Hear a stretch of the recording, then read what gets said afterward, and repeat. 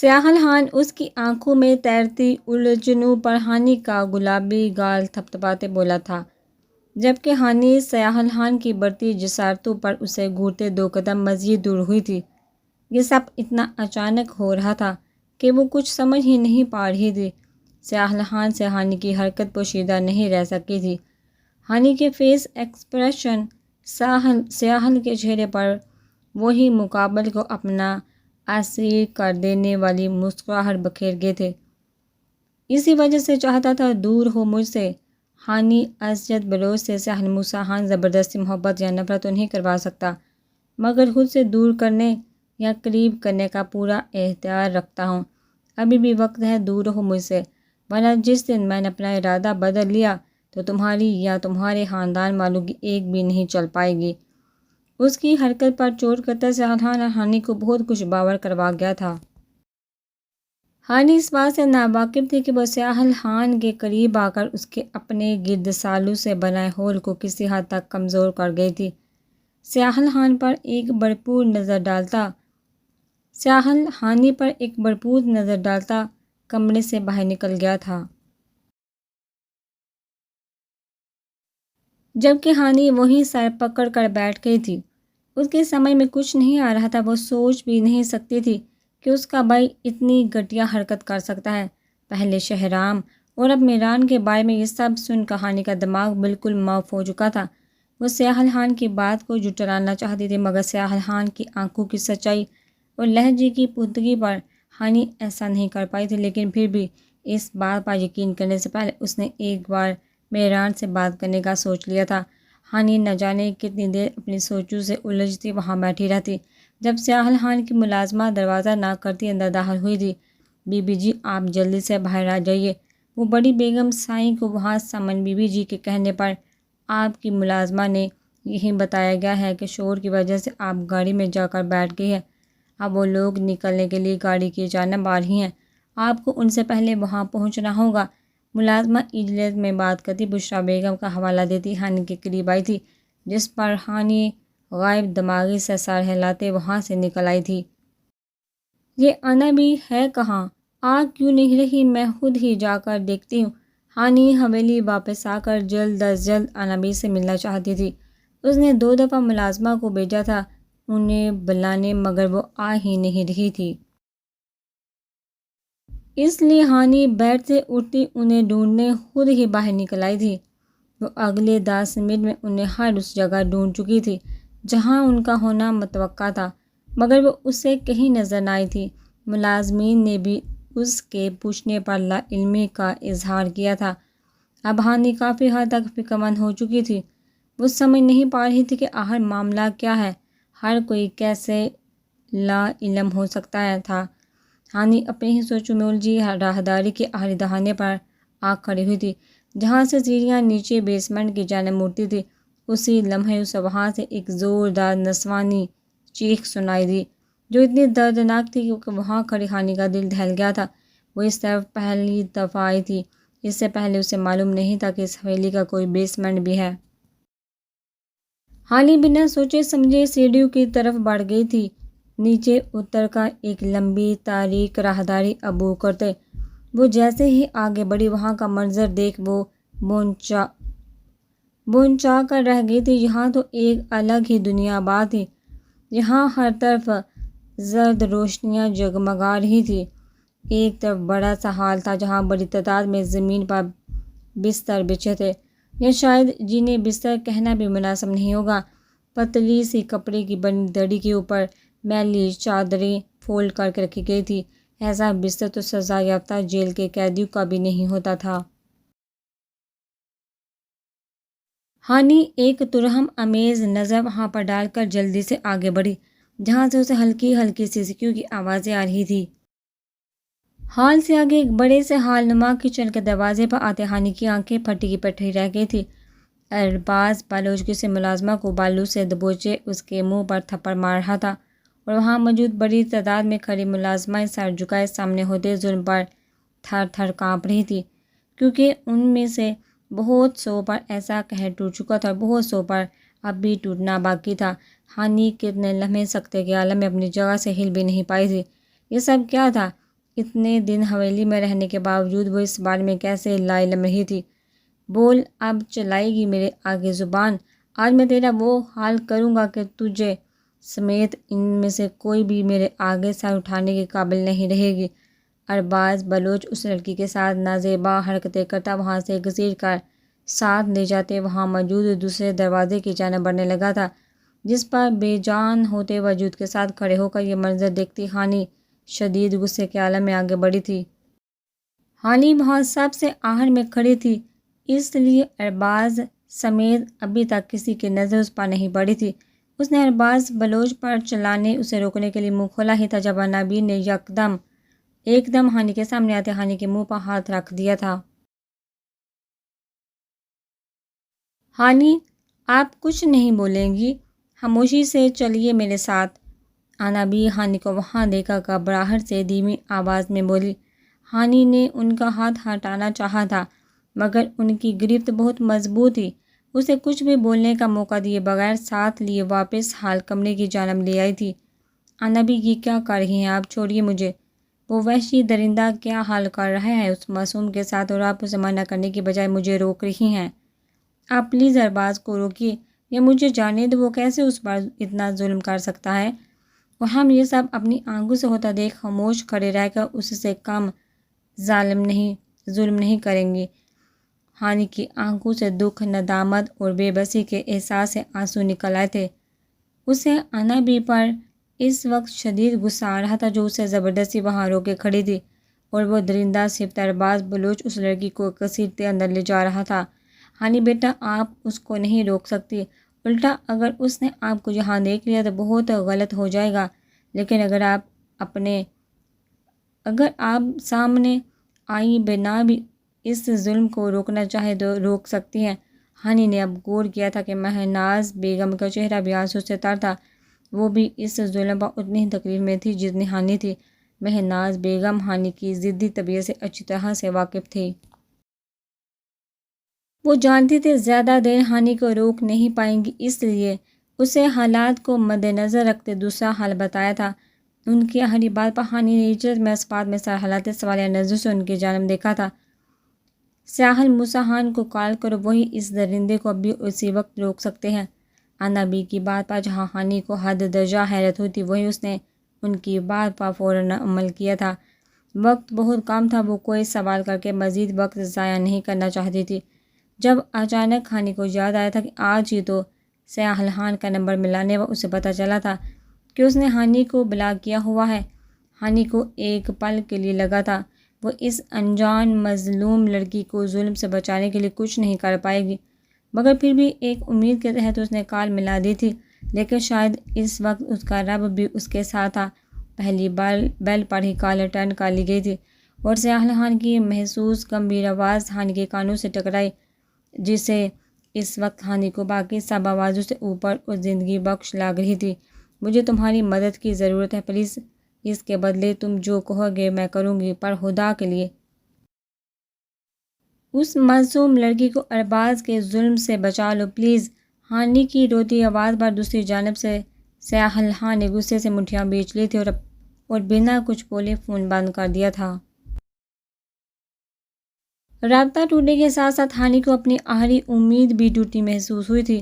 عنابی، آپ نے بھی کس بنیاد پر مجھے اس بے حس انسان سے مدد مانگنے کا کہا؟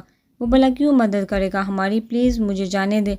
ہانی کو دروازہ بند ہونے کے ساتھ اس لڑکی کی چیخ سنائی دی تھی۔ ہانی کو عنابی اس بری طرح سے جکڑے ہوئے تھی کہ وہ ہل بھی نہیں پا رہی تھی۔ اس نے اذیت کے احساس سے آنکھیں بند کر لی تھی جب اچانک دروازہ کھلا تھا اور ارباز بلوچ اجلت کے عالم میں باہر کی جانب بھاگا تھا۔ اس کے قریب آنے پر عنابی نے ہانی کو اپنے پیچھے چھپا لیا تھا، لیکن ارباز بلوچ شاید اس وقت ارد گرد دیکھنے کی کنڈیشن میں نہیں تھا۔ ہانی کے ساتھ ساتھ مہناز بی بی کے دل میں بھی ایک معصوم کو اس درندے کے ظلم سے بچانے کے لیے ایک سکون سا سرد کر گیا تھا۔ ہانی کو یقین نہیں آ رہا تھا کہ سیاحل مساحان اس قدر طاقتور ہے کہ ارباز بلوچ کو اس کی حویلی سے اس طرح نکلنے پر مجبور کر سکتا ہے۔ اسے معلوم نہیں تھا کہ سیاحل خان نے ایسا کیا کیا ہے، مگر جو بھی تھا اس کے دل میں اس عمل کے بعد سیاحل خان کے لیے عزت اور کہیں نہ کہیں ایک نرم گوشہ پیدا ہو چکا تھا۔ سیاحل موسیٰ خان سے مدد مانگی جائے اور وہ نہ کرے، ایسا ہو ہی نہیں سکتا۔ چاہے سامنے دوست ہو یا دشمن، سیاحل خان ہر وقت مدد کرنے کو تیار رہتا ہے، اور اس بار تو مدد خانی اسد بلوچ نے مانگی تھی۔ سیاحل خان کو اپنی جان پر کھیل کر خود یہاں آنا پڑنا اور یہ بھی کر گزرنا، آنا بھی ہانی کو آزاد کرتی پیچھے ہٹنے بولی۔ سیاحل خان کے لیے ان کے لہجے اور الفاظ میں فخر و مان نمایاں تھا، جس پر ہانی بہت زیادہ حیران ہوئی تھی۔ وہ سمجھ نہیں پا رہی تھی کہ انا بھی کیسے جانتی ہے سیاحل خان کو، اور اس کے بارے میں یہ سب اتنے یقین سے کیسے کہہ سکتی ہیں، مگر یہ سب خیالات جھٹکتی وہ اندر کی جانب بڑھی تھی۔ ہانی اس لڑکی سے ملنا چاہتی تھی۔ ہانی بیٹا، ابھی آپ اندر نہیں جائیں گی، اس وقت اوپر سے کوئی بھی آ سکتا ہے، آپ اس وقت اپنے کمرے میں جائیے، میں آپ سے وعدہ کرتی ہوں آپ کو ان لڑکیوں سے ملوانے ضرور لاؤں گی۔ انبی نے ہانی کا ہاتھ تھام کر اسے روکتے منت بڑے لہجے میں کہا تھا، پر انبی یہ سب کیا ہے؟ کیوں رکھا گیا ان سب کو یہاں قیدی کر کے؟ کون ہیں یہ لوگ اور ارباز کو کس نے حق دیا ان سب سے اتنا غیر انسانی سلوک کرنے کا؟ ہانی کا دماغ پھٹ رہا تھا، قدم قدم پر اس کو جن چیزوں کا سامنا کرنا پڑ رہا تھا وہ اس جیسی نازک مزاج لڑکی کو اندر تک ہلا کر رکھ گیا تھا۔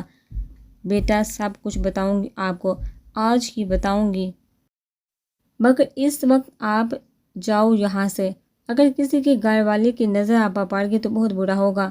انبی نے ہانی کے آگے تقریباً ہاتھ جوڑے ہوئے تھے، جن پر نہ چاہتے ہوئے بھی ہانی مجبوراً بنا کوئی سوال کے اوپر کی جانب بڑھ گئی تھی۔ انبی، پلیز مجھے بتائیے یہ سب کیا ہے، مجھے جاننا ہے سب، ورنہ میں پاگل ہو جاؤں گی۔ روز مجھے یہاں کچھ نہ کچھ الٹا سیدھا دیکھنے کو مل رہا ہے، لیکن حقیقت کیا ہے مجھے کوئی نہیں بتا رہا۔ انبی کے کمرے میں آتے ہی ہانی دروازہ لاک کرتی انہیں لیے اپنے بیڈ پر بیٹھی تھی۔ اتنا تو وہ سمجھ چکی تھی کہ انبی سب کچھ جانتی ہے، ہر حقیقت سے آشنا ہے، اس لیے آج وہ کسی بھی قیمت پر ان سے ہر بات جاننا چاہتی تھی، اور شاید آج تو انبی کو بھی سب کچھ بولنے کی اجازت دے دی گئی تھی، اس لیے وہ بھی ہانی کے سامنے سچائی سے پردہ ہٹانے کے لیے تیار تھی۔ بلوچستان میں شروع سے ہی قبائلی اور خاندانی دشمنیاں چلتی آ رہی تھی۔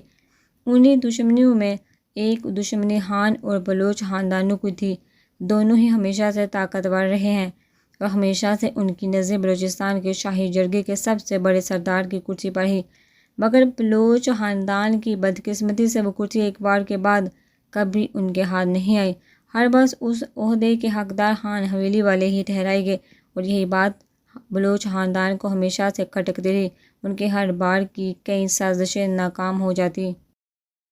عباس خان شروع سے ہی اپنی روایتی انصاف پر مبنی فیصلوں کی وجہ سے قبائلی جرگے کی جدی پشتی سردار بھی تھے۔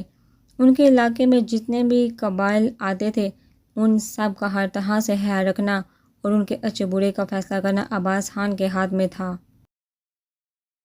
آہستہ آہستہ بلوچ خاندان کے ظلم کی وجہ سے بہت سارے قبائلی خاندان ان کی حکمرانی میں جا چکے تھے، اور مزید بہت سارے علاقے اسی مقصد کے لیے ان کی جانب دیکھ رہے تھے۔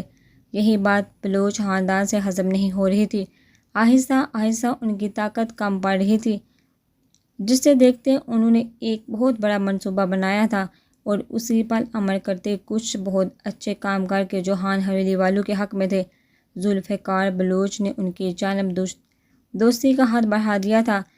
عباس خان پہلے تو بالکل بھی یقین کرنے پر تیار نہیں تھے، مگر پھر ان کے اچھے سلوک اور پچھلے رویوں پر معافی مانگنے کی وجہ سے عباس خان نے بھی درمیان میں موجود پرانی دشمنوں کی دیوار گراتے ان کا بڑا ہاتھ تھام لیا تھا، اور یہی پر وہ اپنی زندگی کی سب سے بڑی غلطی کر گئے تھے۔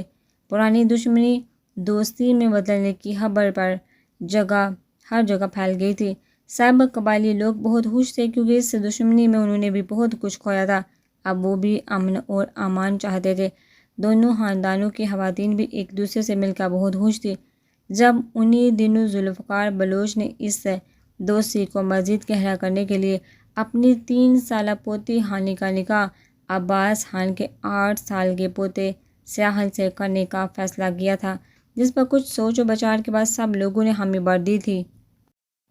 یہ سوچے بغیر کہ ذوالفقار بلوچ نے عباس خان کے اس پوتے کو کیوں چنا تھا جس کو مستقبل میں سردار بنایا جانا تھا۔ مگر تب بلوچ دوستی اور محبت کی ایسی پٹیحان حویلی والوں کی آنکھوں پر باندھ چکے تھے کہ وہ لوگ دوسرے رخ پر سوچ ہی نہیں سکے تھے۔ ان کی تو فرشتوں کو بھی علم نہیں تھا کہ ان کو کس سازش کے اندر پھنسایا جا رہا ہے۔ بلوچ خاندان سب سے پہلے خان حویلی کی سب سے مضبوط کڑی عباس خان کو توڑنا چاہتے تھے۔ دوستی کے اس ناطے کے دوران وہ اتنا تو سمجھ چکے تھے کہ عباس خان کو ختم کرنے سے ان کا کام کس حد تک آسان ہو سکتا ہے۔ 1.5 سال کے اندر ذوالفقار سائیں اور ان کے خاندان والے اچھی طرح سے خان حویلی والوں کا اعتبار جیتنے میں کامیاب ہو چکے تھے۔ اسی دوران ایک دن جب ذوالفقار سائیں کے اصرار پر کسی تقریب کے سلسلے میں عباس خان اپنی بڑی بہو حسنہ اور پوتے سہیل خان کے ساتھ بلوچ حویلی آئے تو اپنے بنائے گئے پلان کے مطابق انہوں نے عباس خان کے کھانے میں ایسا زہر ملایا جو آہستہ آہستہ انسان کو اندر ہی اندر کھا جاتا ہے اور اسے پتہ بھی نہیں چلتا۔ عباس خان کے ساتھ بھی یہ ہوا تھا۔ 4 ماہ بعد جب ان کو اس کے آثار ظاہر ہونے لگے تو ان کو ڈاکٹرز کی تشخیص سے پتہ چلا کہ انہیں زہر دیا گیا ہے جو ان کے جگر، گردے اور ہڈیوں کو ناکارہ بنا چکا ہے، جس کا اب کوئی علاج نہیں۔ مگر ان کے بیٹوں نے ہار نہیں مانی اور کوئی ایسی جگہ نہ چھوڑی جہاں سے تھوڑی بہت بھی شفا کی امید باقی ہو۔ اپنی زندگی سے نا امید ہو کر عباس خان اپنے بڑے بیٹے موسیٰ خان کو اپنی گدی سونپ دی تھی اور کچھ ہی مہینوں بعد وہ اپنے پورے خاندان کو روتا چھوڑ کر اس دنیا سے رخصت ہو گئے۔ مگر ذوالفقار سائیں اور ان کی خاندان کا انتقام ابھی بھی ختم نہیں ہوا تھا۔ وہ جو چیز حاصل کرنا چاہتے تھے وہ انہیں اس وقت بھی نہیں مل پائی تھی، لیکن عباس خان کی وفات کی وجہ سے وہ کچھ وقت کے لیے خاموش ہو گئے تھے۔ خان حویلی میں عورتوں کو بہت عزت دی جاتی تھی، ان کا ایک مقام ہوتا تھا، جبکہ ذوالفقار سائیں کی حویلی میں اس کا بالکل الٹ تھا۔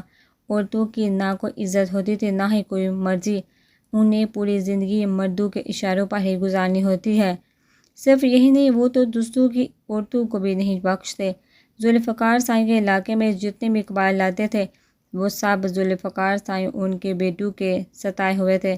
ذرا ذرا سی بات پر ان کو عورتوں کو کاری کر دے کر حویلی کے اس بیسمنٹ میں قید کر دیا جاتا تھا جہاں ان کی درندگی جہنم سے بدتر ہوتی تھی۔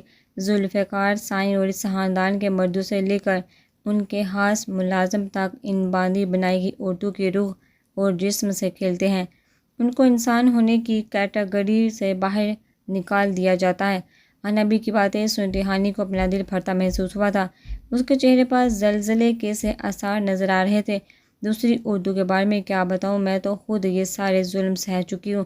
میرے بابا کی میرے تایا سے لڑائی ہو گئی تھی جس کی وجہ سے جھگڑا اس قدر بڑھ گیا کہ میرے تایا ذوالفقار سائیں کو بیچ میں لے آئے، جس نے ساری غلطی میرے بابا کی بنا کر سزا کے طور پر مجھے اور میری بہن شبانہ کو اٹھوا لیا اور اسے زندان خانے میں ڈال دیا۔ صرف ہم دونوں بہنیں ہی بے قصور ہونے کے باوجود یہ ظلم نہیں جھیلتی رہی، بلکہ جہاں آنے والی ہر عورت اپنے مردوں کے کردہ ناکردہ گناہوں کی سزا بھگت رہی ہے، اور یہ سب آج تک چلتا آ رہا ہے۔ یہاں کی پولیس، حکومت، کوئی بھی ان سب میں پڑھ کر اپنے ہاتھ گندے نہیں کرنا چاہتے۔ مہناز بی بی کی آپ بیتی سن کر ہانی کا چہرہ آنسو سے تر ہو چکا تھا۔ اس نے بے احتیاط آگے ہوتے ان کے دونوں ہاتھ چوم لیے تھے۔ اس کے گھر والوں نے ان پر کس قدر ظلم ڈھائے تھے، اس کے باوجود انہوں نے ان دونوں بہن بھائی کو سینے سے لگا کر پالا تھا۔ آج مجھے آپ کو ساری حقیقت بتا دینے کا حکم ہے، اس لیے میں آپ سے کچھ نہیں چھپاؤں گی۔ افسوس کے ساتھ مگر آپ کے والد اسجد سائیں بھی اس حویلی کے درندوں میں سے ایک تھے۔ انہوں نے بھی ظلم ڈالنے کی کوئی کسر باقی نہیں چھوڑی تھی۔ ان کی شادی اپنے چچا شہراز بلوچ کی بیٹی مہرین بلوچ سے ہوئی تھی۔ شہراز بلوچ ایک پڑھے لکھے سلجھے ہوئے انسان تھے۔ انہیں شروع سے ہی ان دشمنیوں میں کوئی انٹرسٹ نہیں تھا۔ یہی وجہ تھی کہ وہ شادی کے بعد اپنی بیوی بچوں کے ساتھ شہر میں ہی رہے تھے اور اپنے بچوں کو اعلیٰ تعلیم دلوائی تھی، مگر بچپن سے طے شدہ رشتے کی وجہ سے بائی سے دشمنی مول نہ لینے کی وجہ سے نہ چاہتے ہوئے بھی انہوں نے اپنی بیٹی کی شادی اسجد بلوچ سے کر دی۔ مہرین بلوچ ایک بہت ہی حسین، پڑھی لکھی اور نرم مزاج خاتون تھی۔ شادی کے شروع کے کچھ سال تو اسجد بلوچ نے ان کی محبت میں ان کے ساتھ بہت اچھا رویہ اختیار کیے رکھا، مگر جیسے جیسے ماہرین بلوچ کے سامنے ان کی اصلیت آتی گئی ان دونوں کے درمیان اختلاف بڑھتے گئے۔ ماہرین بلوچ چاہتے تھے وہ یہ سب غلط کام چھوڑ دیں، مگر ان کی کوئی بات میں ماننے کو تیار نہیں تھے۔ اسی جھگڑے میں ماہرین نے ان سے طلاق مانگ لی تھی اور یہ گھر چھوڑنے کا فیصلہ کر دیا تھا، جس کے بعد انہیں طلاق تو نہ ملی مگر وہ بھی باقی عورتوں کی طرح اس حویلی میں قید ہو کر مردوں کی بے عزتی سہنے کے لیے چھوڑ دی گئی تھی۔ مہناز بیگم دل پر پتھر رکھ آج ہانی کو ہر بات بتاتی چلی گئی تھی۔ ہانی کے چہرے سے اس کی تکلیف محسوس کر مہناز بی بی کا اپنا دل دکھی ہونے لگا تھا، مگر اب ہانی سے کچھ بھی چھپانے کا وقت نہیں تھا۔ میں ہی ماہرین بی بی جی کی خاص ملازمہ تھی، وہ اپنے دل کی ہر بات مجھ سے شیئر کرتی۔ دن بہ دن ان کا دل اس حویلی سے گھٹ رہا تھا۔ وہ آپ کی اتنی چھوٹی عمر میں ہونے والے نکاح کے بھی خلاف تھی، مگر ان کی ایک نہیں سنی گئی۔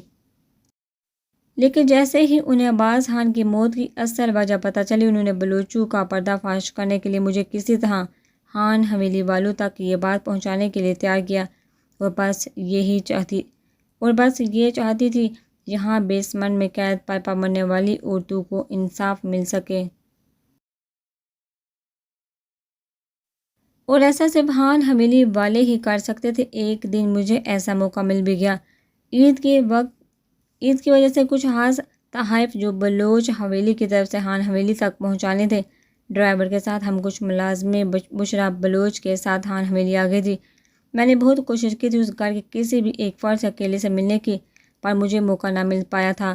لیکن حویلی سے نکلتے اچانک میری نظر لان میں فٹ بال کھیلتے 12 سال سیاحل خان پر پڑی تھی، جس سے پہلے ایک دو بار میں بلوچ حویلی میں بھی مل کر میں اتنا تو جانتی تھی کہ سیاحل خان ایک بہت ہی سمجھدار بچہ ہے، اپنی عمر کے باقی بچوں سے کافی زیادہ میچور۔ اس لیے میں نے ان کے پیر کے کھلے تسمے باندھنے کے بہانے ان کی قدموں میں جھکا وہ چٹ پکڑا دی جس پر ماہرین بلوچ نے ساری حقیقت بیان کی تھی۔ چٹ تو انہوں نے بہت ہی ہوشیاری سے میرے اشارہ کرنے پر تھام لی تھی، مگر مجھے اپنے پیروں کو ہاتھ بھی نہیں لگانے دیا تھا۔ ان کا کہا جملہ مجھے آج بھی یاد ہے، پلیز میرے پیروں کو چھو کر مجھے گنہگار مت کرے۔ میرے بابا کہتے ہیں وہ دنیا کا سب سے کمزور مرد ہوتا ہے جو عورت کو اپنے آگے جھکاتا ہے، اور سیاحل موسیٰ خان کمزور نہیں ہے۔ سیاحل خان کی بات کرتے مہناز بیگم کے بھیگے چہرے پر عقیدت بڑی خوبصورت مسکراہٹ پھیل گئی تھی۔ ایک 12 سال کے بچے کے منہ سے ایسی بات سننا میرے لیے بہت حیران کن تھا۔ وہ بچہ جو منہ میں سونے کا چمچ لے کر پیدا ہوا تھا، وہ مستقبل کا سردار تھا۔ اس کی اتنی خوبصورت سوچ میرے دل میں اس بچے کی عزت اور محبت مزید بڑھا گئی تھی۔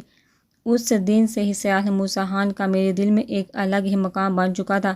ماہرین بلوچ بھی یہ سب سن کر بہت خوش ہوئی تھی، اور کہیں نہ کہیں ان کا دل آپ کی جانب سے سکون میں آ چکا تھا۔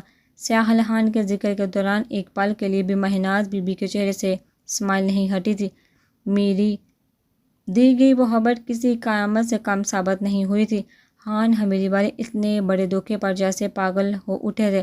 موسیٰ خان نے غصے اور انتقام میں ذوالفقار سائیں پر حملہ بھی کروایا تھا، جس سے خوش قسمتی سے ذوالفقار سائیں بچ نکلے تھے۔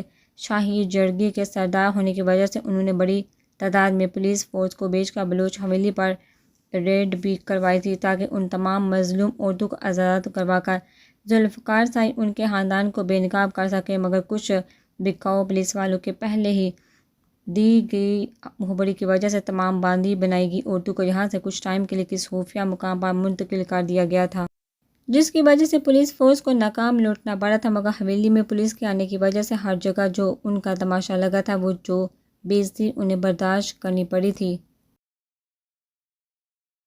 اس کا بدلہ لینے کے لیے ذوالفقار بلوچ اور ان کے بیٹے پاگلوں کی طرح کسی موقع کی تلاش میں تھے، جو انہیں بہت جلد مل بھی گیا تھا۔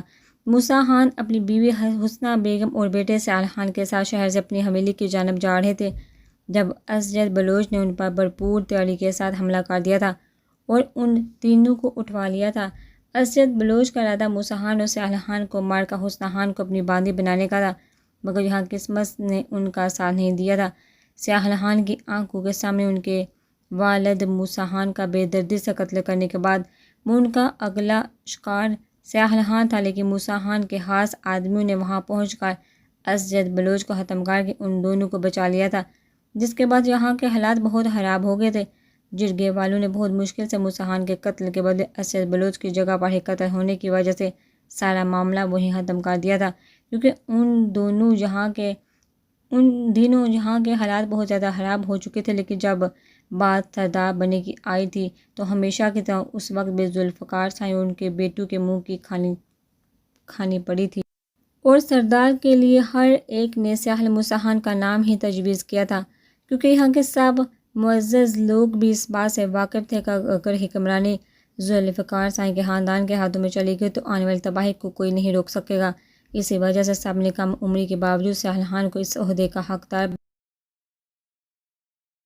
مہرین بلوچ اتنی کوششوں کے باوجود ان سب مظلوم عورتوں کے لیے کچھ نہیں کر پائی تھی، اور اسی چکر میں اپنے شوہر کو گنوا دیا تھا۔ اسد بلوچ جیسے بھی تھے، مگر مہرین بلوچ اپنے بچوں کو یتیم کرنے کی وجہ خود کو مانتی تھی۔ یہ دکھ سینے سے لگائے وہ کچھ عرصہ ہی زندہ رہ پائی تھی، مگر جاتے جاتے اپنے بھائی حسن بلوچ کو آپ کی اور میران بیٹا کی ذمہ داری سونپ گئی تھی۔ انہوں نے اپنے بھائی سے قسم لی تھی کہ وہ کچھ بھی کر کے ان کے دونوں بچوں کو وہاں سے نکالیں گے۔ شہراز بلوچ تو اپنی بیٹی کے لیے کچھ نہ کر پانے کی وجہ سے اس کی اجڑی زندگی کا غم لیے بہت پہلے اس دنیا سے رخصت ہو چکے تھے، مگر حسن بلوچ نے اپنی مرتی بہن کے آخری وقتوں میں کیا وعدہ نبھاتے عدالت سے درخواست دائر کرتے کچھ ہی پیشیوں کے بعد آپ دونوں کو وہاں سے نکال لیا تھا، جس کی وجہ سے مجبوراً ذوالفقار بلوچ کو آپ دونوں کو ان کے حوالے کرنا ہی پڑا تھا، اور مجھے ان بچوں کے بہت قریب ہونے کی وجہ سے اس لیے ساتھ بھیج دیا گیا تھا کہ آپ دونوں کے اپنے خاندان سے دور ہونے کے باوجود ان کی محبت آپ کے دلوں میں زندہ رکھو۔ مہرین بی بی جی کبھی نہیں چاہتی تھی کہ اس عمر میں آپ دونوں کے کچے ذہنوں میں ان دشمنیوں اور سازشوں کا کوئی برا اثر پڑے، اسی لیے ان کے کہنے پر میں نے آپ کو کبھی آپ کے خاندان کے خلاف کچھ نہیں بتایا۔ ہمیشہ ذوالفقار بلوچ آپ سے ملنے آقا خان حویلی والوں کے لیے جو نفرت آپ دونوں کے دلوں میں بڑھ کر جاتے، اسے نکالنے کا حکم نہیں تھا مجھے۔ ذوالفقار بلوچ کی جانب سے نہیں، بلکہ سیاحل مسحان کی جانب سے۔ حقیقت کی تلخیوں سے نڈھال خانی نے ان کی بات پر جھٹکے سے سر اٹھایا تھا۔ میں جانتی ہوں آپ اس بات پر بہت حیران ہوں گی، مگر میں پہلے دن سے ہی سیاحل خان سے رابطے میں ہوں۔ جس دن میں نے انہیں ان کے دادا کے قتل کی سچائی بتائی، اسی دن کے بعد سے سیاحل خان، جو کہ بظاہر ایک کم عمر بچہ تھا، مگر جس خاندان سے وہ تعلق رکھتا تھا اور جو کچھ وہ اپنی آنکھوں کے سامنے جھیل چکا تھا، اس سب نے اسے پہلے سے بھی کہیں زیادہ سمجھدار اور میچور انسان بنا دیا تھا۔ اس نے ہی حویلی میں اپنا ایک آدمی بھیج کر اپنا پیغام مجھ تک پہنچاتے مجھ سے وعدہ لیا تھا کہ وہ مجھے اس عذاب سے نکلوا کر رہے گا۔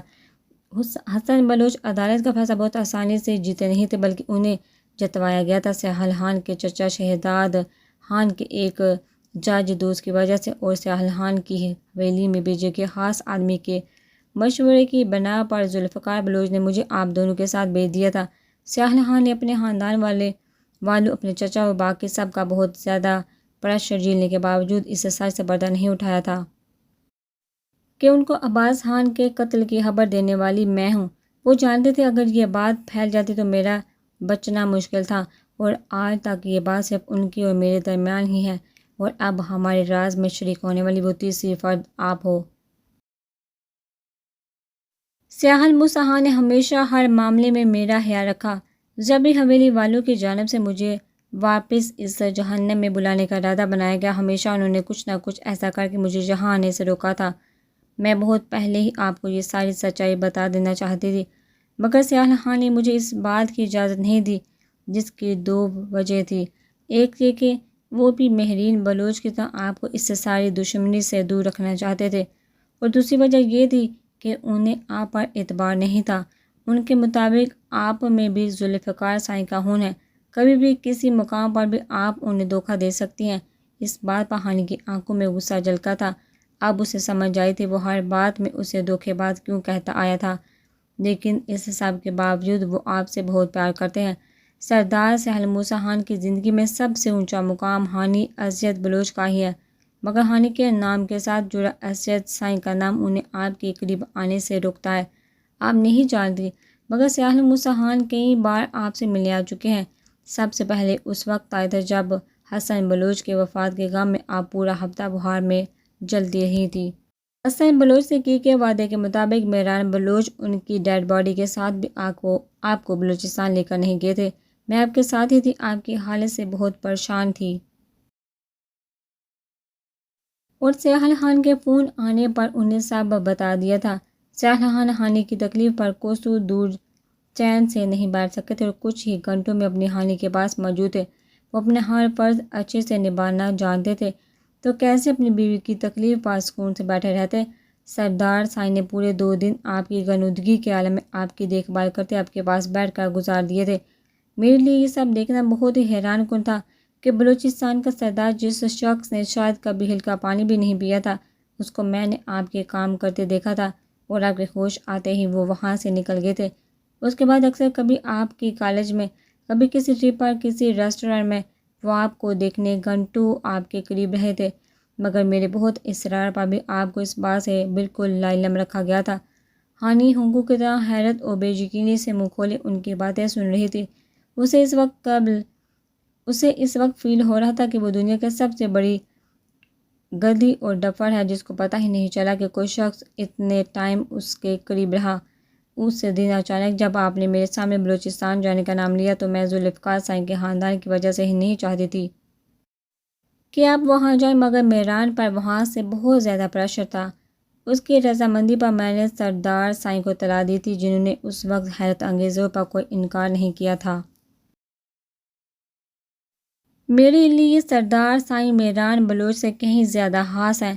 جو اپنا قدیم طرز کا خاص بریسلٹ میں نے مہران کو بنا کر دیا تھا، اس سے بھی پہلے میں ویسا بریسلٹ سردار سائیں کو ان کے بہت سارے کیے احسانوں کے بدلے نذرانے میں دے چکی تھی۔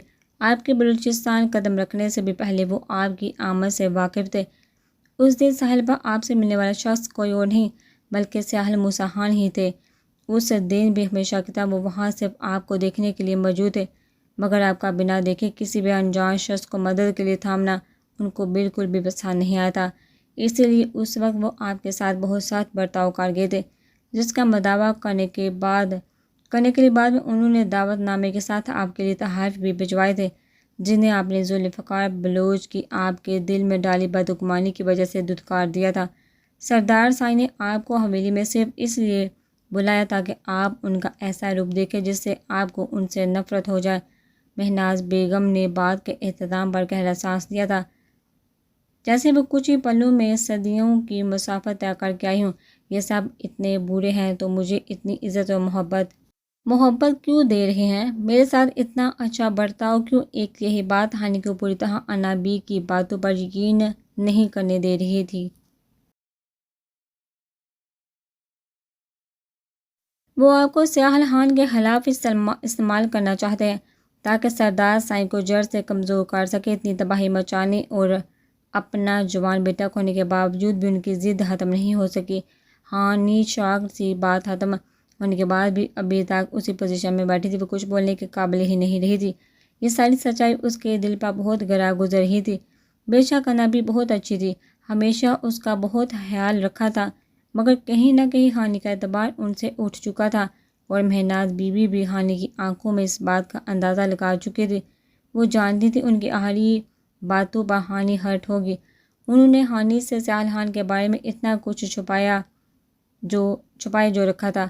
مجھے معاف کر دے بیٹا، پر میں مجبور تھی اور مصلحت کے تحت اپنے محسن، جس نے مجھے جہنم سے نکال کر عزت والی زندگی بخشی، اس کے حکم کے تابع تھی، مگر میری محبت آپ کے لیے بالکل سچی اور ہمیشہ رہے گی۔ مہناز بی بی سے ہانی کی ذرا سی بدگمانی بھی نہیں دیکھی جا رہی تھی اور اس کا چہرہ تھامتے محبت سے بولی، تو کیا اگر آپ کا وہ سردار آپ کو کسی وجہ سے حکم دیتا کہ آپ مجھے چھوڑ کر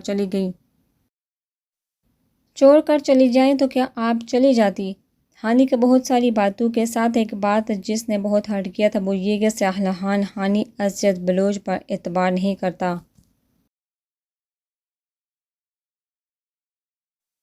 اس وجہ سے کہ وہ بھی اسی خاندان کا حصہ ہے، کبھی بھی کسی بھی وقت دھوکہ دے سکتی ہے۔ یہ بات ہانی کے اندر الو سے بھڑکا گئی تھی۔ وہ بنا اسے جانے اس کے بارے میں اتنی بڑی بات کیسے بول سکتا تھا؟ نہیں میری رانی، ایسا کبھی نہیں ہوتا۔ سردار سائیں کبھی ایسا کوئی حکم دیں گے ہی نہیں جس سے آپ کو تکلیف ہو۔ انابی کو سمجھ نہیں آ رہا تھا کہ اس ٹوٹی بکھری ہانی کو کیسے سنبھالے۔ جو اپنے ارد گرد موجود قریبی رشتوں کا ایک نیا روپ دے کر بری طرح ہر تھی۔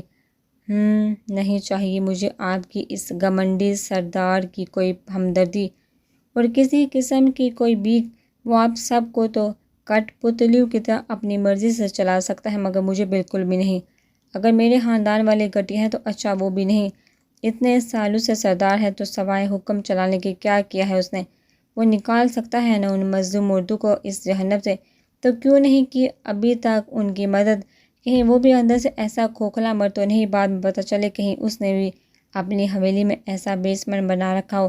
ہانی کو اس وقت سب سے زیادہ غصہ سیاح خان پر ہی آ رہا تھا، جبکہ مہناز بی بی کو سیاح خان کے لیے ایسے الفاظ کا استعمال بہت برا لگ رہا تھا، لیکن ابھی کچھ بھی بول کر پہلے سے روٹھی ہانی کو مزید خفا نہیں کر سکتی تھی۔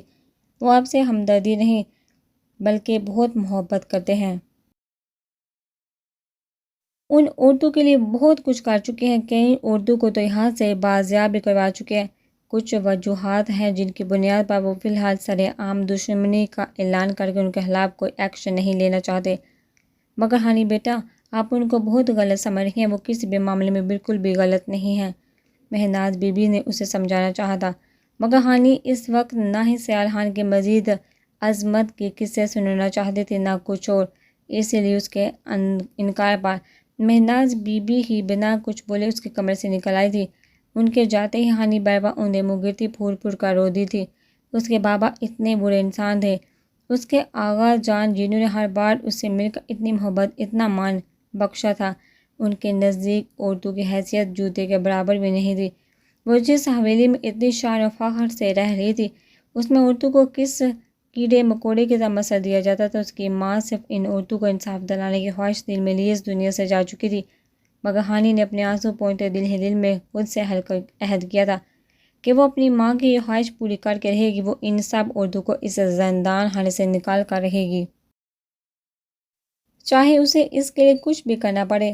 ہانی کے لیے ابھی یہی دکھ کم نہیں تھا کہ اس کا بھائی میران، جسے وہ دنیا کا سب سے زیادہ ہمدرد اور پیار کرنے والا شخص مانتی تھی، وہ کسی اور کے قتل کی پلاننگ کر کے اس پر قاتلانہ حملہ بھی کروا سکتا ہے، اور وہ بھی کس پر؟ اس شخص پر جس کے نکاح میں اس کی لاڈلی بہن ہے۔ یہ بات جان کر ہانی کا دل مزید لہولہان ہو چکا تھا کہ اس کے باپ نے تو سیال خان کے باپ کو قتل کیا تھا، اس کی ماں کو باندھی بنانا چاہا تھا۔ سیال خان کے خیال میں ہانی کے آنسو میں مزید شدت آ گئی تھی۔ جس شخص کے ساتھ اس کے خاندان والوں نے اتنا برا سلوک کیا تھا، وہ اس سے اتنی محبت کیسے کر سکتا تھا؟ اور کیسی محبت اس کی جس میں اعتبار نہیں تھا، جس میں مقابل کو اتنا چاہنے کے باوجود اس پر ذرا برابر بھی بھروسہ نہ کیا جائے۔ محبت تو انہی سب چیزوں کا نام تھا، اگر یہ سب ہی نہیں تھا تو محبت کیسی؟ مہناز بی بی کی ایک بات جو ہانی کے کانوں میں مسلسل بجتی، اس کا دل بار بار چھلنی کر رہی تھی۔ دوسری وجہ یہ تھی کہ انہیں آپ پر اعتبار نہیں تھا۔ ان کے مطابق آپ میں بھی ذوالفقار سائیں کا ہونا، کبھی بھی کسی مقام پر بھی آپ انہیں دھوکہ دے سکتی ہیں۔ ہانی سمجھ نہیں پا رہی تھی اس شخص کا کہا گیا یہ جملہ ہانی کو اسے اس قدر تکلیف کیوں دے رہا تھا۔ تو آخر آج آپ نے میری بات نہیں مانی اور ساری حقیقتیں بتانے کے باوجود ایک بہت بڑا سچ چھپا گئے اس سے۔ سیال خان سپاٹ چہرے اور سرد تاثرات کے ساتھ کسی غیر مرئی نکتے کو گھورتے فون پر مہناز بی بی سے مخاطب تھا۔ معاف کیجیے گا مگر آج زندگی میں پہلی بار میں نے آپ کی حکم برداری کی۔ ہانی بہت نازک جذبات اور احساسات کی مالک ہے۔ آج کی ساری حقیقت جان کر وہ پہلے ہی بری طرح ٹوٹ چکی ہے۔ اپنے سب گھر والوں سے تو نفرت محسوس کر ہی رہی ہے، کم بدگمان آپ سے بھی نہیں ہے۔ میں اس وقت وہ سچ بتا کر نہ انہیں مزید ہرٹ کر سکتی ہوں، نہ ہی آپ کی طرف سے مزید بدگمان۔ مہناز بی بی نے آج پہلی بار کھل کر سیال خان کے سامنے اپنے خیالات کا اظہار کیا تھا، کیونکہ آج بات ان کی ہانی کی تھی۔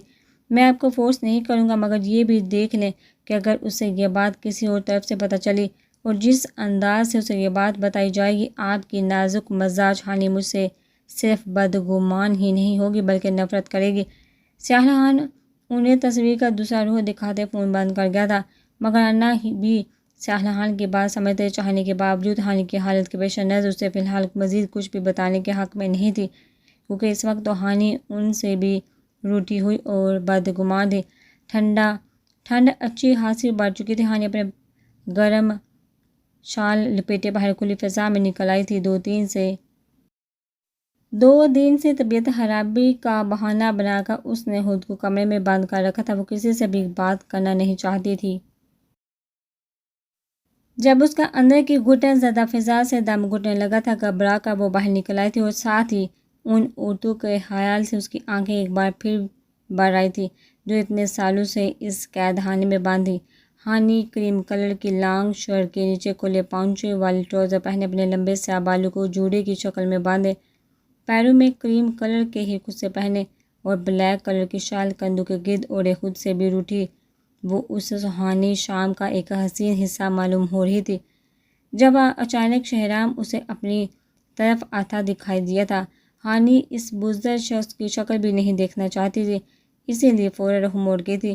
مہران آپ سے بات کرنا چاہتا ہے، کافی فکرمند ہے آپ کی جانب سے، آپ شاید کل سے اس کی کال ریسیو نہیں کر رہی، بات کر لیں ایک بار۔ شہرام اپنا موبائل اس کی جانب بڑھاتا نرم لہجے میں بولا، مہران 2 دن پہلے آفس کے کسی ضروری کام کے سلسلے سے کراچی گیا تھا، کہہ دیں انہیں مجھے کوئی بات نہیں کرنی اسے، اور آپ بھی پلیز اگر اپنا پیغام دے چکے ہیں تو جائیے یہاں سے، مجھے اکیلا چھوڑ دیں۔ ہانی نے شہرام کو 2 ٹوک جواب دیتے قدم دوسری سمت بڑھا دیے تھے، مگر شہرام کو اپنے ساتھ چلتا دیکھ ہانی ایک دم رکتی تڑپ کر بولی، ڈیئر کزن، ہوا کیا ہے؟ اتنا غصہ کس بات پر ہے مجھے بیچارے سے؟ بھلا ایسا کیا قصور سرزد ہو گیا؟ آپ مجھ سے بھی بات نہیں کرنا چاہتی؟ شہرام بلوچ اس دن کی ملاقات کے برعکس آج ہانی کو کافی خوش اور مطمئن لگا تھا، جیسے کچھ دن پہلے اس کی لائف میں کوئی ایسی ٹریجڈی نہ ہوئی ہو۔ ہانی اس کا مطلب سمجھ گئی تھی، یہ شخص صرف دکھاوے کی حد کچھ دن کے لیے وہ سب ناٹک کر رہا تھا۔ ہانی کا دل چاہا تھا اس ظالم شخص کے چہرے سے اس کی مسکراہٹ نوچ لے، جو ایک معصوم لڑکی کو موت کے گھاٹ اتروا کر اب مزے کھڑا مسکرا رہا تھا۔ صرف بات نہیں، میں آپ جیسے کمزور اور کمضرب انسان کی شکل بھی دیکھنا پسند نہیں کرتی، اور آپ سے صرف قصور نہیں، بہت بڑا گناہ ہوا ہے۔ ہانی بنا اس کا لحاظ کیے چلا کر بولی تھی۔ شہرام بلوچ نے ایک نظر آس پاس سے گزرتے ملازمین پر ڈالی تھی جو خاموشی سے سر جھکائے اپنے کام میں مصروف تھے، لیکن شہرام کو اتنا تو سمجھ آ گیا تھا کہ ہاں، اس شیرنی کو مزید کچھ بول کر سب کے سامنے اپنی عزت کا فالودہ نکلوانے والی بات ہی تھی، کیونکہ ہانی کے انداز بتا رہے تھے وہ کسی بھی قیمت پر اس کا لحاظ نہیں رکھے گی۔ میں بابا کی طرف جا رہا تھا، کیا آپ چل سکتی ہیں میرے ساتھ؟ مجھے آپ سے کچھ ضروری بات بھی کرنی ہے، کیا پتہ جیسا آپ سوچ رہے ہیں یا جو آپ کو بتایا گیا ہے ویسا کچھ نہ ہو، پلیز یہاں ملازمین کے سامنے مزید ایسا کچھ مت بولیے گا۔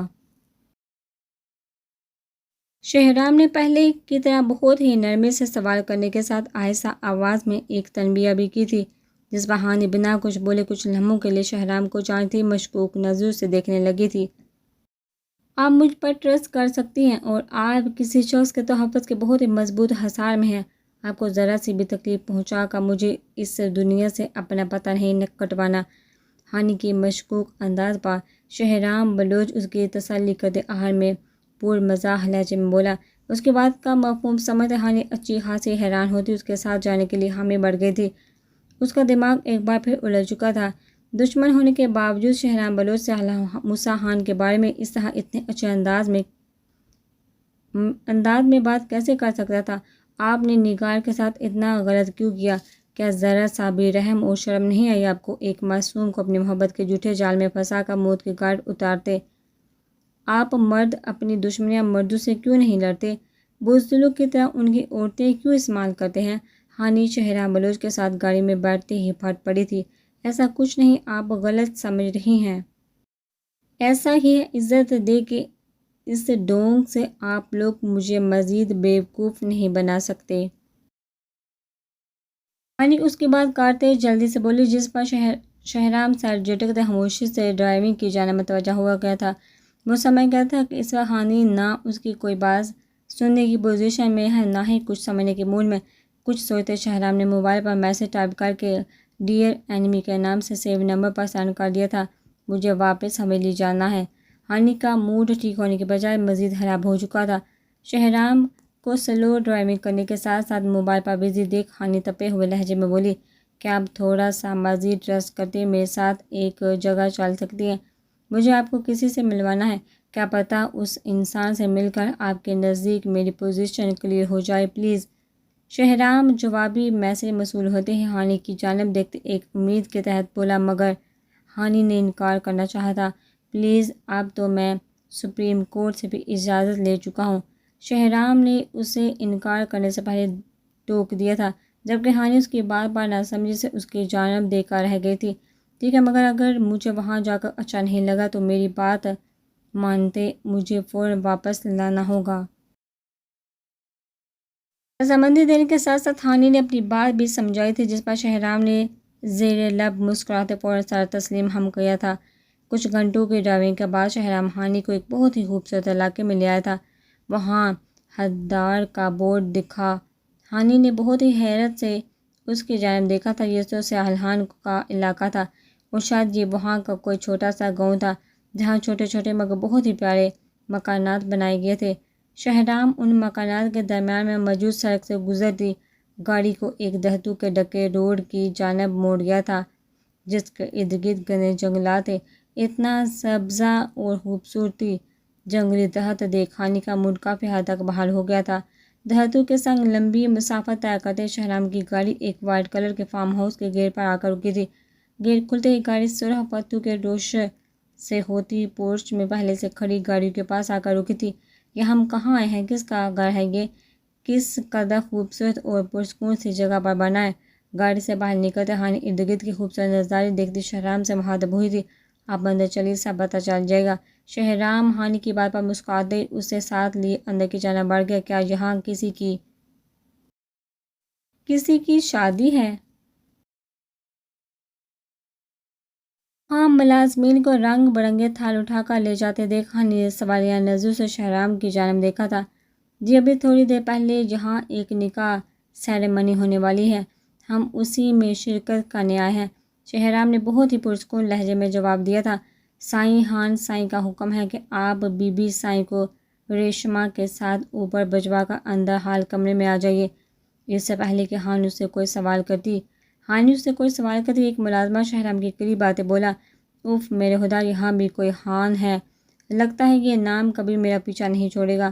ہان کے نام پر ہانی کا سیاحان پر موجود غصہ اور ناراضگی ایک بار پھر سے اودائی تھی، مگر شہرام کی تنبیہ پر وہ برا سا منہ بناتے پاس کھڑے ملازمہ کے ساتھ اوپر کی جانب بڑھ گئی تھی۔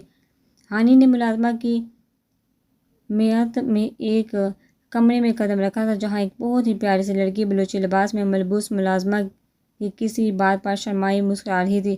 ہانی کے اندر داخل ہونے پر وہ اس کی جانب متوجہ ہوتی اپنی جگہ سے اٹھی تھی۔ ادی آئیے، پلیز تشریف رکھیے۔ ملازمہ کے بتانے پر کہ وہ شہرام بلوچ کے ساتھ آئی ہے، وہ لڑکی آنکھوں میں چمک لیے ہانی سے ملتی اسے لیے صوفے کی جانب بڑھی تھی۔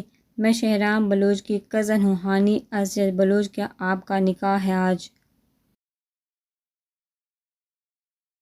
اپنا تعارف کرواتے سامنے بیٹھی لڑکی کی تیاری دیکھ بولی، جو لال رنگ کا جوڑا پہنے ہلکے پھلکے میک اپ میں، ہاتھوں میں گجرے اور ماتھا پٹی کے ساتھ بظاہر مسکراتی مگر وہ اداس آنکھوں والی لڑکی ہانی کو بہت پسند آئی تھی۔ جی، میرا نکاح ہے۔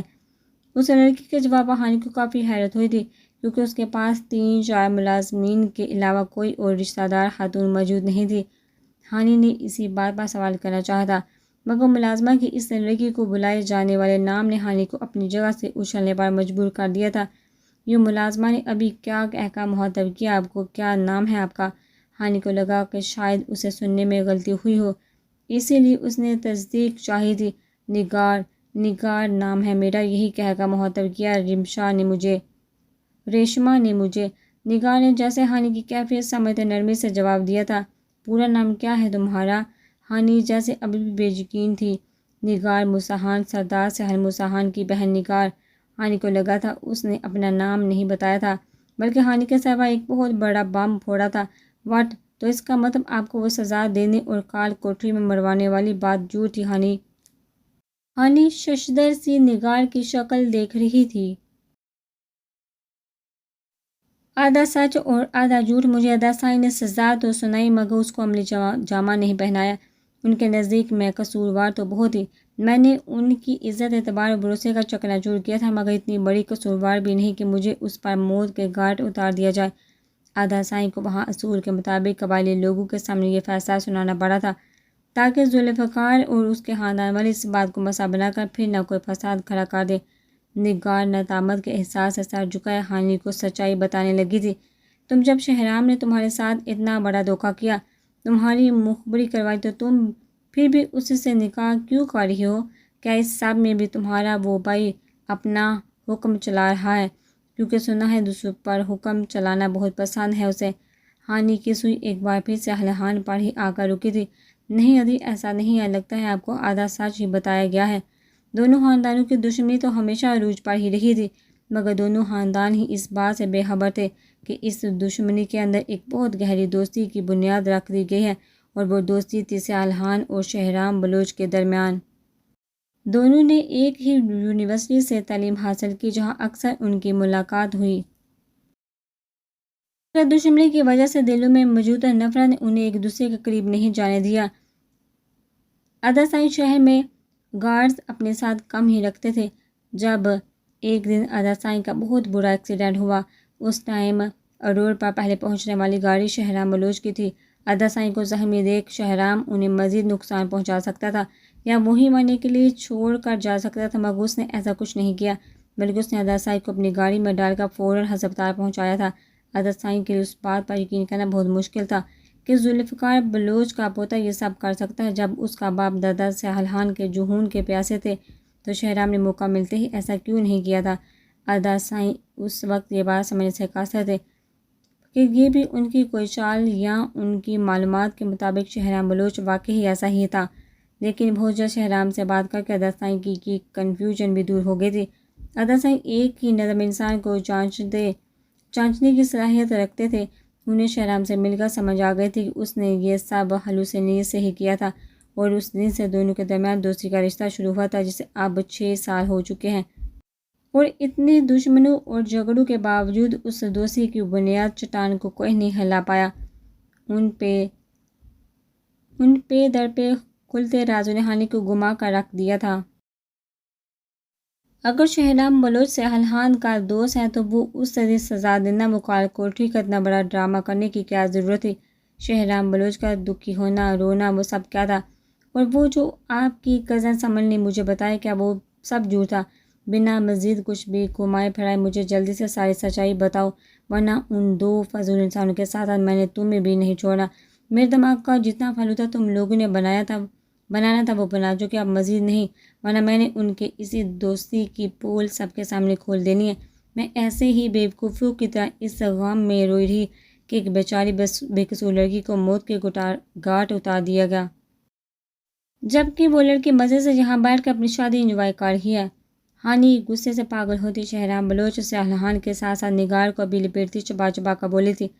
اس کا بس نہیں چل رہا تھا ہر بات کا ماسٹر مائنڈ سیال موسیٰ خان کو اس کے سامنے ہو اور وہ اس کا حشر بگاڑ دے۔ نگار کو ہانی کا غصہ جائز لگا تھا۔ اس کا بھائی ہانی کو خود سے نفرت کروانے کے چکر میں اچھا خاصا گما چکا تھا۔ سمن نے کچھ بھی جھوٹ نہیں بولا، لیکن اسے صرف آدھا سچ پتا تھا۔ اس نے وہی آپ کو بتایا۔ اداسائی نے سب سے مخالفت موڑ لے کر میرے شو کو دیکھتے ہیں مجھے پڑھنے کی اجازت دے دی۔ وہ ہر بار میرے امتحان کے دنوں میں میرے ساتھ جاتے تھے۔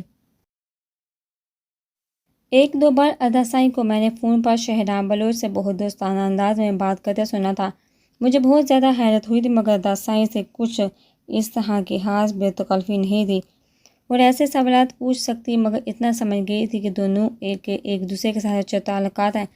ایک دن کسی بہت ضروری کام کی وجہ سے مجھے گارڈز کے ساتھ ہی جانا پڑا تھا۔ اس دن میری ملاقات شہرام بلوچ سے ہوئی۔ وہ شاید کسی کام سے وہاں یونیورسٹی آئے ہوئے تھے۔ میری اسائنمنٹ کا کچھ پرابلم تھا جس کی وجہ سے میں لیٹ ہو رہی تھی، اور اداسائی کی ہدایت تھی شام ڈھلنے سے پہلے مجھے حویلی واپس پہنچنا تھا۔ میں اسائنمنٹ میں فیل ہو جانے کے ڈر سے بہت پریشان تھی اور اس ٹائم رونے لگی تھی جب شہرام بلوچ نے میری اسائنمنٹ لے کر سبمٹ کروانے کا یقین دلاتے مجھے واپس جانے کا کہہ دیا تھا۔ میں نہیں جانتی تھی کہ وہ ذوالفقار بلوچ کا پوتا ہے، مگر شہرام بلوچ اسائنمنٹ پر لکھا میرا نام دے کر جان گئے تھے کہ میں سیالحان کی بہن ہوں۔ انہوں نے اپنے وعدے کے مطابق میری اسائنمنٹ سبمٹ کروا دی تھی۔ اس کے بعد بھی ایسے ہی ہم دونوں کی کئی بار اتفاقیہ ملاقات ہوتی رہی تھی۔ مجھے شہرام بلوچ بہت اچھے لگنے لگے تھے۔ وہ بہت ہی دھیمے مزاج کے، عزت کرنے والے ایک سلجھے ہوئے انسان تھے۔ میں جان ہی نہیں پائی تھی کب میرے دل میں شہرام بلوچ کے لیے محبت کے جذبات پیدا ہو گئے تھے، اور کہیں نہ کہیں مجھے ان کی آنکھوں میں بھی ایسے ہی جذبات نظر آتے تھے۔ لیکن مجھے محسوس ہوتا تھا کہ جیسے وہ مجھے اگنور کرنے لگے ہیں۔ شاید اس کی وجہ یہ تھی کہ وہ بھی میرے جذبات سے واقف ہو چکے تھے، مگر دونوں خاندانوں کی حقیقت جانتے ہوئے وہ پیچھے ہٹ گئے تھے۔ لیکن بچپن سے ادا سائی نے میری ہر خواہش پوری کی تھی، اور اس بات نے مجھے ضدی بنایا تھا۔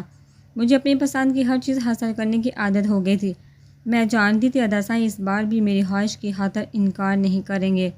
یہی سوچ کر میں نے شہرام بلوچ کے آگے اپنی محبت کا اظہار کر دیا تھا، جس پر شہرام بلوچ نے صاف انکار کرتے مجھے اپنے بارے میں بتا دیا تھا، اور یہ بھی کہ چاہے دنیا ادھر سے ادھر ہو جائے، دونوں خاندان کبھی نہیں مانیں گے۔ شہرام بلوچ نہ ہی ادا سائی سے اپنی دوستی خراب کرنا چاہتے تھے، مگر میں اس وقت شاید جذبات میں اپنی خوشی کی خاطر یہ بات سے غافل ہو چکی تھی۔ مجھے کسی بھی قیمت پر اپنی محبت حاصل کرنی تھی، اور اپنی اس ضد میں اپنے جان وارنے والے بھائی تا کو فراموش کر گئی تھی۔ میں نے شہرام بلوچ کو بس اتنا ہی کہا تھا کہ اگر بزدلوں کی طرح اپنی محبت سے پیچھے ہٹتے وہ ایسا کر رہے ہیں تو میں انہیں کبھی معاف نہیں کروں گی، اور اپنے بچپن کے منگیتر شہزاد خان سے شادی کرنے کی بجائے موت کو گلے لگا لوں گی۔ شہزاد مجھے بالکل بھی پسند نہیں تھا، بہت عجیب سا تھا، میری شروع سے اس سے نہیں بنتی تھی، کیونکہ وہ میرے ادا سائی سے بہت جیلس ہوتا تھا، ہمیشہ ہر بات میں ان کی مخالفت ہی کرتا تھا۔ میری باتیں سن کر شہرام بلوچ نے بھی آخرکار اپنا فیصلہ بدل لیا، مگر ہم دونوں ہی ادا سائی کو اس بارے میں کچھ نہیں بتانا چاہتے تھے۔ وہ جتنے بھی اچھے سے ہی مگر ذوالفقار بلوچ کے خاندان سے کسی قسم کا کوئی رشتہ رکھنے کو تیار نہیں تھے، اور یہی ہم زندگی کی بہت بڑی غلطی کر گئے تھے۔ ادا سائی نے بہت ٹرسٹ کر کے مجھے یونیورسٹی بھیجا تھا، اور میں ان کا وہی مان اور بھروسہ قائم نہیں رکھ پائی تھی۔ ہم لڑکیاں اکثر پیار اور محبت میں اس قدر اندھی ہو جاتی ہیں کہ اپنے ماں باپ جو ہمارے لیے نہ جانے کتنی تکلیفیں برداشت کرتے ہیں، ان کی عزت غرور مٹی میں ملا کر سب کے سامنے ان کا سر جھکانے سے پہلے ایک بار بھی نہیں سوچتی، اور پھر پوری زندگی کے پچھتاوے اپنے نام لکھوا لیتی ہیں۔ میں نے بھی وہی سب کرتے مجھ پر بھروسہ کرنے والے بھائی کو پورے قبیلے کے سامنے شرمندہ کر کے رکھ دیا۔ ہمیں بالکل بھی معلوم نہیں تھا کہ میرے حویلی سے بھاگنے کے بارے میں کسی کو ذرا سی بھی بھنک پڑ چکی ہے۔ شہزاد خان نے میرے پیچھے اپنے آدمی چھوڑ رکھے تھے، جو اسے میری شہزاد بلوچ سے ملاقات کے بارے میں سب بتاتا تھا۔ شہزاد چاہتا تو اسی وقت ادا سائی کو بتا کر ہمیں پکڑوا سکتا تھا، مگر اس کے دماغ میں تو کوئی اور ہی سازش پک رہی تھی۔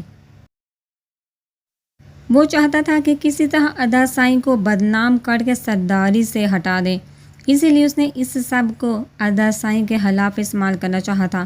ادا سائی کو بھی شاید کچھ اس بات کی بھنک پڑ چکی تھی، انہوں نے جس بھی وجہ سے مگر مجھے یونی جانے سے روک دیا تھا۔ انہی دنوں بی بی سائی نے میری اور شہزاد خان کی شادی کی باتیں کرنا شروع کر دی تھی، جسے سنتے میں نے شہرام کو ہمارے کیے گئے فیصلے کے مطابق فرار ہونے کا کہہ دیا تھا۔ مجھ پر نظر رکھے شہزاد خان نے حویلی کے اندر ایک ملازمہ کو میری مخبری کے لیے لگا رکھا تھا۔ اسے جیسے ہی میرے فیصلے کی ذرا سی بھنک پڑی، اس نے اسی دن خود کو سامنے نہ کرتے ارباز بلوچ تک یہ خبر پہنچا دی تھی، اور حویلی سے فرار ہوتے مجھے پکڑوا دیا تھا۔ ادا سائی اس دن حویلی میں نہیں تھے، کسی کام سے باہر گئے ہوئے تھے۔ بی بی سائی نے بہت کوشش کی تھی اس بات کو چھپانے کی، مگر ارباز بلوچ نے راتوں رات یہ بات پورے قبیلے میں پھیلا دی تھی، جس پر کچھ شر پسند لوگوں کی وجہ سے بہت سے قبیلے والے چاہتے تھے مجھے سزا دی جائے۔ اس بات کا سارا پریشر ادا سائی پر تھا۔ زندگی میں پہلی بار میں نے ادا سائی کی آنکھیں جھکی دیکھی تھی۔ میرا دل چاہا تھا میں خود کو اسی لمحے ختم کر لوں۔ کاش اگر ہم لڑکیاں ایسا کوئی بھی قدم اٹھانے سے پہلے خود سے جڑے جان نچھاور کرنے والے رشتوں کے بارے میں ایک بار سوچ لیں تو بہت ساری بربادی سے بچ سکتی ہیں۔ میں چاہتی تھی میری اتنی گھٹیا حرکت کی ادا سائی مجھے سزا دیں، مجھے کالی قرار دے دیں، مگر ایک بار مجھ سے بات تو کریں۔ میرے سامنے تو آئے، لیکن ادا سائیں تو میری شکل دیکھنے کے روادار بھی نہیں تھے، اور ہونا بھی ایسا ہی چاہیے تھا۔ میں نے ان کا خود پار کیا مان بھروسہ جو مٹی میں ملا دیا تھا۔ ادا سائیں نے سب کے سامنے تو مجھے اتنی بڑی سزا سنا دی تھی، مگر وہ ایسا کر نہیں پائے تھے۔ انہوں نے یہ سب صرف ارباز کے فساد پھیلانے کے لیے آگے لگائے گئے آدمیوں کا منہ بند کرنے کے لیے کیا تھا۔ مجھے کال کوٹری میں ڈالا تو گیا تھا، مگر صرف آدھے گھنٹے کے لیے، پھر وہاں سے نکال کے یہاں شفٹ کر دیا گیا تھا، اور تب سے میں یہاں ہوں۔ ادا سائیں کچھ دن پہلے میرے پاس آئے تھے، مگر نہ پہلے کی طرح انہوں نے میرے ماتھے پر بوسہ دے کر مجھے اپنے سینے سے لگایا اور نہ مجھے پیار سے پکارا تھا۔ بس اجنبیوں کی طرح یہ بتایا تھا کہ وہ میرا نکاح شہرام بلوچ سے کروانے والا ہے، اور میری خواہش کے مطابق مجھے میری زندگی کی سب سے بڑی خوشی سونپ دے۔ اب ہمیشہ کے لیے میرے فرض سے دستبردار ہو رہے ہیں۔ آج کے بعد میرا ان سے کوئی رشتہ نہیں رہے گا۔ ادھی میں شہرام سے بہت محبت کرتی ہوں، مگر اس سے بھی پہلے میرے لیے میرے ادا سائیں ہیں۔ میں نے اپنی نادانی میں بہت بڑی غلطی کر دی، مگر اب اس سب پر بہت پچھتا رہی ہوں۔ میں ادا سائیں سے بہت پیار کرتی ہوں۔ اگر انہوں نے ایسا کیا تو میں جی نہیں پاؤں گی، مر جاؤں گی۔ نگار آنسو سے تر چہرے کے ساتھ بات ختم کرتی آہن میں پھوٹ پھوٹ کر رو پڑی تھی، جس پر ہانی نے آگے ہوتے اسے اپنے ساتھ لگا لیا تھا۔ نگار چپ ہو جاؤ، ایسا کچھ نہیں ہوگا۔ ان کے رشتے بھی بھلا اس طرح کہنے سے ٹوٹتے ہیں کیا؟ اس نے صرف غصے میں کہا ہوگا، وہ تم سے اتنا پیار کرتا ہے، وہ بنا اپنی اتنی پیاری بہن سے ملے رہ پائے گا؟ نگار، کسی کو چاہنا محبت کرنا گناہ نہیں، مگر اس کو حاصل کرنے کے لیے ایسے قدم اٹھانا بہت سنگین ہے۔ تم نے جذبات میں آ کر بہت بڑی غلطی کی ہے، لیکن اگر تمہیں اپنی غلطی کا احساس ہو گیا ہے تو تم دل سے نادم ہو، تو اس سے اچھی کوئی بات نہیں ہو سکتی۔ ہانی نگار کا بھیگا چہرہ صاف کرتی اسے محبت سے سمجھاتے ہوئے بولی، کیا آپ ادا سائیں سے بات کریں گی میرے لیے؟ وہ مجھے معاف کر دیں۔ نگار نے امید بڑی نظروں سے ہانی کی طرف دیکھا تھا۔ میری بلا کیا سنے گا وہ اکڑ؟ ہانی نے سیاحل خان کے بارے میں مزید گل افشانی کرنے سے دانتوں تلے زبان دباتے خود کو روکا تھا۔ جب سمن اپنے بھائی کے بارے میں کچھ نہیں سن پائی تھی تو نگار تو اس سے سمن سے بھی کہیں زیادہ اپنے بھائی کی دیوانی لگی تھی۔ جی آپ، میں جانتی ہوں آپ ہی ہیں جو ان سے اس طرح بات کر سکتی ہیں۔ وہ آپ سے بہت محبت کرتے ہیں، کبھی نہیں ٹالیں گے آپ کی بات۔ آپ جانتی ہیں ان کے والٹ میں ہر وقت آپ کی تصویر رہتی ہے۔ اورحان حویلی کے اسٹڈی روم، جہاں کسی کو بھی جانے کی اجازت نہیں، وہاں کی ایک وال پر اسی کی سائز کی آپ کی ایک بہت خوبصورت پینٹنگ لگی ہے۔ میں نے ایک دن چھپ کر وہاں دیکھا تھا کہ ایسی کیا وجہ ہے کہ وہاں کسی کو جانے کی اجازت نہیں۔ آپ نے اپنی اتنی خوبصورت تصویر کبھی نہیں دیکھی ہوگی جتنے خوبصورت انداز میں ادا سائیں نے آپ کی وہ پینٹنگ بنائی ہے۔ وہ مزے کی بات بتائیں آپ کو، اس پر آپ کے چہرے پر غصے اور خفگی کے تاثرات نمایاں ہیں، جیسے ابھی تھوڑی دیر پہلے آپ غصے میں تھی۔ پہلے میں نہیں جانتی تھی کہ وہ پینٹنگ اور تصویر کس کی ہے، مگر آج آپ کو دیکھ مجھے ساری بات سمجھ آ گئی ہے۔ ہانی کو سب بتاتے نگار کے چہرے پر بہت خوبصورت مسکراہٹ تھی، جبکہ ہانی ہونکوں کی طرح اس بات سنتے سوچنے لگی کہ جس محبت کے بارے میں ہر کوئی اس کے آگے گواہی دیتا پھر رہا ہے، اسے کیوں نظر نہیں آئی وہ محبت؟ وہ دونوں ابھی باتوں میں ہی مصروف تھے جب ملازمہ نے آ کر انہیں نکاح کے شروع ہونے کا بتایا تھا۔ آپ تو بالکل بھی تیار نہیں ہیں، پلیز میری خاطر ہلکی سی لپسٹک لگا لیں اور یہ گجرے ہی پہن لیں۔ نگار کے بہت اصرار کرنے پر ہانی نے نہ چاہتے ہوئے بھی اس کا دل رکھنے کے لیے ہلکی ہلکی ریڈ لپسٹک لگا کر دونوں کلائیوں میں گجرے سجا لیے تھے۔ نگار کو ہانی اتنے میں بھی بہت پیاری لگ رہی تھی، وہ سیاحل خان کی وجہ سے اس کے لیے بہت اسپیشل تھی۔ ہانی نے نگار کا گھونگھٹ گراتے اپنے شفون کے دوپٹے کو سر پر ٹھیک کرتے بلیک چادر کو اپنے گرد مزید اچھے سے لپیٹ لیا تھا۔ جب تھوڑی دیر بعد مولوی صاحب کے ساتھ سیاحل موسیٰ خان، ان کے پھوپھو زاد فیصل نے اندر قدم رکھا تھا، اسی لمحے ہانی کی نظریں سیاحل خان کی جانب اٹھی تھی، جو پہلے سے ہی اسی کی جانب دیکھ رہا تھا۔ وائٹ کلف لگے قمیض شلوار کے اوپر بلیک کوٹ پہنے وہ ہمیشہ کی طرح وجاہت کا شاہکار لگ رہا تھا، مگر ہمیشہ کی طرح چہرہ ویسا ہی سپاٹ اور سرد تاثرات لیے ہوئے تھا۔ نظروں کے تصادم میں ایک طرف غصہ، بدگمانی، شکوے تھے، تو دوسری طرف بہت کچھ کہتا ایک انوکھا سا احساس تھا۔ ہانی نے گھبرا کر جلدی سے نظریں پھیر لی تھی۔ اسے لگا تھا اگر وہ مزید اس کی آنکھوں میں دیکھتی رہی تو شاید باقی ہر چیز سے غافل ہو جائے گی۔ اس کی سیاہ گہری آنکھیں مقابل کو اپنا اسیر بنانے کی طاقت رکھتی تھی۔ ہانی نگار کی ایک طرف بیٹھی تھی جبکہ سیاحان نگار کی دوسری جانب جا بیٹھا تھا، جس پر نگار کے گرد پھیلایا بازو ہانی نے سیاحان سے ٹچ ہونے کے ڈر سے نامحسوس انداز میں پیچھے کر لیا تھا۔ مگر آج بھی یہ حرکت سیاحان سے مخفی نہیں رہ پائی تھی۔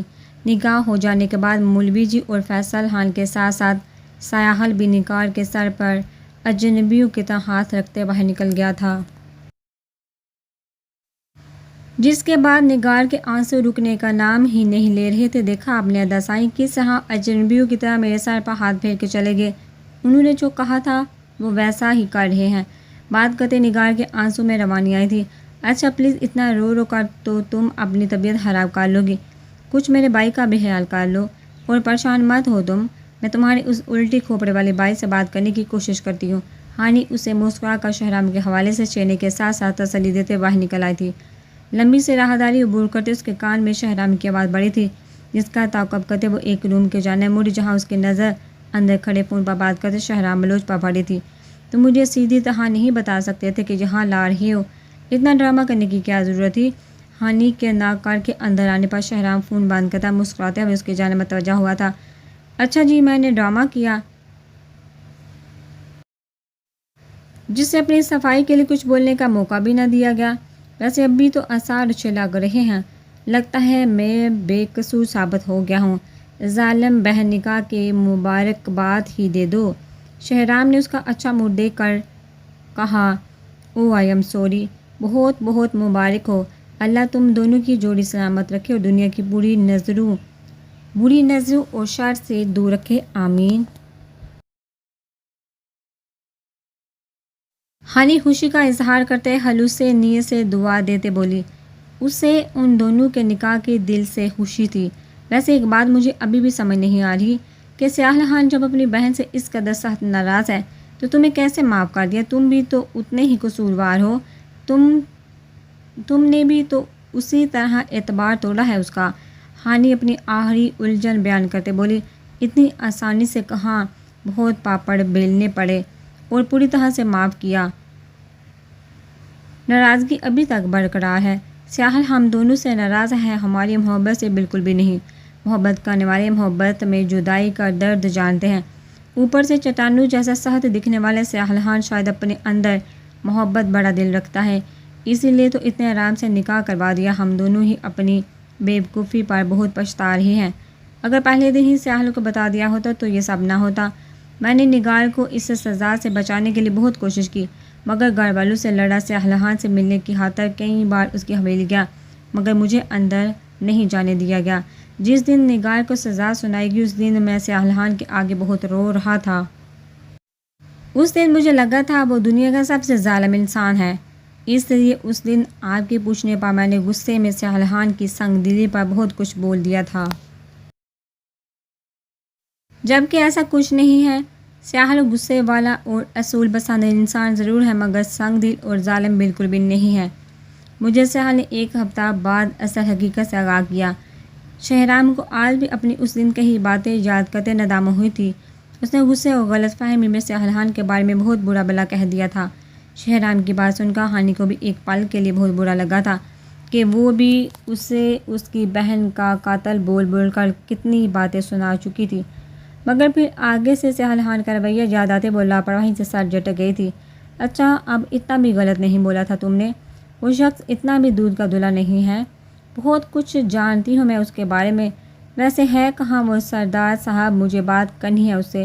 ہانی زیادہ دیر سیاحل موسیٰ خان کی تعریف ہضم نہیں کر پائی تھی، اس لیے شہرام کو فوراً ٹوک دیا تھا، مگر اپنے ہی دھیان میں وہ اس بات سے بے خبر تھی کہ سیاحل خان کمرے میں داخل ہوتا اس کے پیچھے کچھ فاصلے پر آ کھڑا ہوا تھا۔ آپ کیا جانتی ہیں اس کو تو پتہ نہیں مجھے، آپ کیا جانتی ہیں اس کا تو پتہ نہیں مجھے، مگر میں اتنا جانتا ہوں کہ آغا جان واقعی آپ دونوں کے نکاح کا فیصلہ کر کے اپنی اچھی خاصی دشمنی نبھا گئے ہیں سیاحل خان سے۔ شہرام آنکھوں میں شرارت لیے معنی خیزی سے بولا، کیا مطلب؟ ہانی نے اس کی بات پر نہ سمجھی سے اسے گھورا۔ بھائی آپ جیسے شیرنی کو جیلنا بلا کسی ٹارچر سے کم ہے کیا؟ شہرام کی بات پر سیاح الحان کے چہرے پر پہ ہلکی سی مسکراہٹ دوڑ گئی تھی۔ ویسے جس کو آپ ڈھونڈ رہی تھی وہ آپ کے پیچھے ہی کھڑا ہے، انہیں تو بتائیے گا کیا جانتی ہیں آپ ان کے بارے میں؟ شہرام اپنی جانب ہونہار نظر سے گھورتی ہانی کو اپنی جگہ سے اچھلنے پر مجبور کرتا وہاں سے نکل گیا تھا، جبکہ پلٹ کر اپنے پیچھے کھڑے سیاح الحان کو دیکھ ہانی کا رنگ اچھا خاصا اڑ چکا تھا۔ اسے معلوم ہی نہیں تھا کہ سیاح الحان کب یہاں آیا تھا اور اپنی شان میں کی گئی ہانی کی کون کون سی تعریفیں سن چکا تھا۔ ہانی نے بھی شہرام کے پیچھے نکلنا چاہا تھا، مگر اس سے پہلے سیاح الحان ہاتھ بڑھا کر دروازہ لاک کر چکا تھا۔ خود کو بہت کمپوز کرنے کے باوجود ہانی کا دل بری طرح سے دھڑک گیا تھا۔ وہ اس سے گھبراہٹ تو اب بھی نہیں رہی تھی۔ اس وقت بھی وہ سیاح الحان سے دو بدو مقابلہ کرنے کو تیار تھی، مگر آج اسے سیاح الحان کی نظریں بہت کنفیوز کر رہی تھی۔